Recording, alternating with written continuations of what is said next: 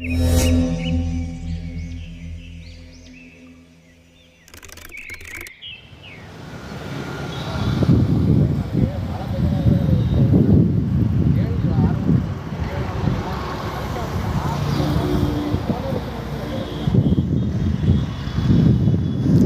ಬರ್ತಾ ಇದ್ದಂಗೆ ಫೋನ್ದೇ ರಿಸೀವ್ ಮಾಡೋದು. 5 ಸರಿ ಫೋನ್ ಮಾಡಿದ್ದೀನಿ, ಬೋಳಿ ಮಗ ಹಂಗೆ ಹಿಂಗೆ ಅಂತ ಬರೀ ಅವಾಚ್ಯ ಶಬ್ದಗಳು ಬರೋದು.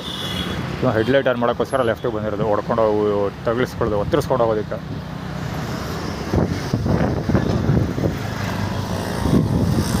ಈ ಜಾಗ ಒತ್ತುವರಿ ಮಾಡೇ ಬಿಟ್ರು. ಇದು ಆ್ಯಕ್ಚುಲಿ ಜಾಗ ಯಾರ್ದೋ ಗೊತ್ತಿಲ್ಲ, ಅವತ್ತು ದಿವಸ ಅಪ್ಲೋಡ್ ಮಾಡಿದ್ದೆ. ಇಲ್ಲಿ ಫುಟ್ಪಾತೇ ಇಲ್ಲ, ಅರಮನೆ ಆಪೋಸಿಟು, ಪ್ಯಾಲೇಸ್ ಆಪೋಸಿಟ್ ಓಡಾಡೋಕ್ಕೆ ಜಾಗ ಬೇಕೇ ಬೇಕು.